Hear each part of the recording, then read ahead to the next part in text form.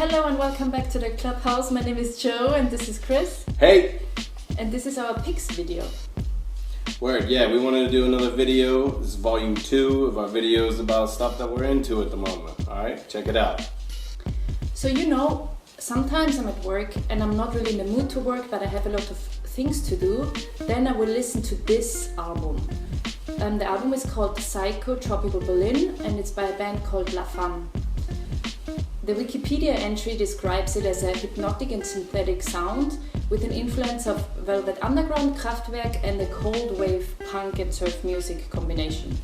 I really like this album because it's really upbeat, but it's not very poppy and I always get a lot of things done when I'm listening to it. I would actually say it's a little bit contradictory because it's energizing and soft at the same time. But the sound is never aggressive, but there are some tracks on it that have like a really nice fast beat. And the sound of the French lyrics, it's just the icing on the cake, so you should really go and check it out. Yeah, I really like it too. It's cool. Yeah. It's cool. Definitely very cool. So what are you going to talk about?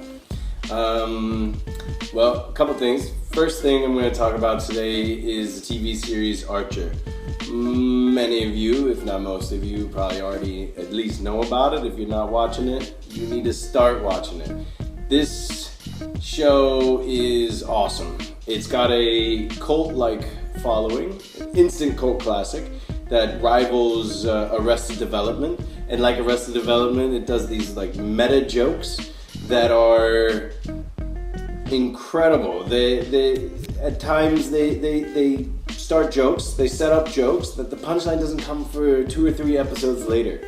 It's constantly self-referential, which I can see can perhaps get in the way of a casual viewer, but honestly, the steady stream of one-liners keeps it to the point where I think even a casual viewer could pick up one episode in the middle of, say, season 3 and still find it quite humorous. It has references to pop culture, from hip hop to Burt Reynolds. I mean, it touches me in a special place inside that's like from my childhood all the way up to like when I was at university, just different things I was into. They seem to be on it.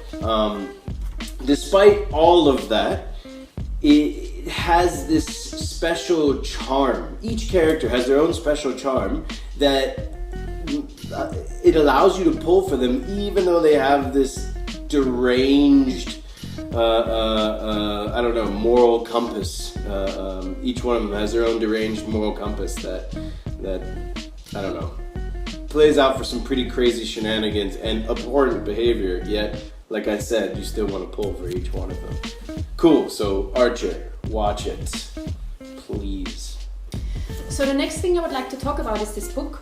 In English it's called Atlas of Remote Islands by Judy Chalansky, and it's an imaginative journey through 50 of the most remote and loneliest islands in Europe. The author used the historic events and scientific reports as a means to make the stories come alive in the reader's mind. I would like to show you a little bit of the layout here. So on the one side, she gives you information about the island. She talks about the distance from the mainland, whether it's inhabited, its features and things like this. And then she also talks about stories that shape the island's lore. And then on the other side, you can see like this intricate map, which is like beautifully done, of each island that she's describing. So overall, I think it's just a really nice, it's a really nice read, especially for people that are really into traveling and who like a little bit of the mysterious adventure. Also, I would like to point out that the topic sounds extremely boring to me, but when you look at the book itself and how it's designed, exactly how it's laid out, just the beauty of it, the choices they make for color schemes and font and everything, it's just amazing. Smells good too. Alright, next up, I've picked a documentary that we just watched the other day on Netflix. It's called My Vinyl Weighs a Ton. It's a documentary about the history of a current, still running record label called Stone's Throw Records. This documentary is a labor of love about a labor of love. It chronicles how Chris Manick, aka Peanut Butter Wolf, started the label in the very early 90s because he was having trouble launching his album. He had an album, he and another MC by the name of Charisma, they made together, and they just couldn't get it out there. So he created his own label and they got it out there. Tragically, Charisma was killed in a carjacking just after that, and that kind of set the tone for the label. The fact that they couldn't get the label out, and then the fact that this tragedy really kind of helped define, for me, what it seemed like this documentary showed this guy, Peanut Butter Wolf's kind of career after that. They brought into the fold other acts such as Madlib, Flying Lotus, MF Doom. MF Doom had a similar kind of situation where he had a hip-hop group with his brother, and his brother was tragically killed in an auto accident while he was crossing the street. The fact that like his brother died, he was signed I think with Elektra, and they dropped them, didn't even put out the album just because his brother died.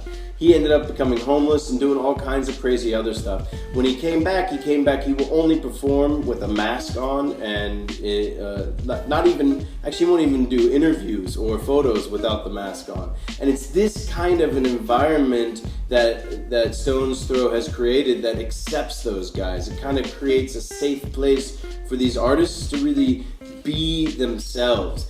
It's a record company that is never played by the rules, that doesn't care if they produce an album, if they actually lose money producing albums. They've done everything from avant-garde alt rock to just like scary dark hip hop to just really light and fuzzy other kind of weird shit. I don't even know how to describe it.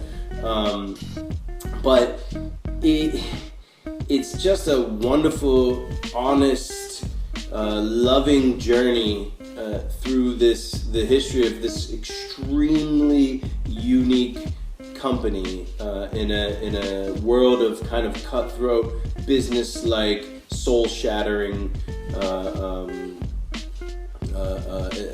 industrial, corporate behavior. That's a lot of adjectives. I'm not sure if I made it to the end of that all right. So yeah, that's about it for that. But yeah, Our Vinyl Weighs a Ton. Check it out. Really cool documentary.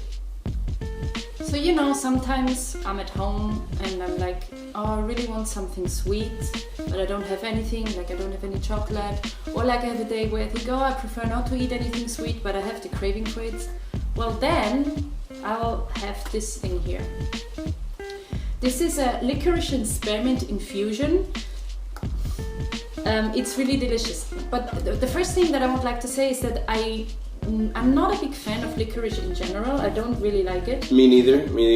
Not a fan. But this tea, it's just so delicious. It's like heaven. Delicious. It is really good. It like strokes the back of my throat in a really nice way. Sounds weird, but yeah, I concur.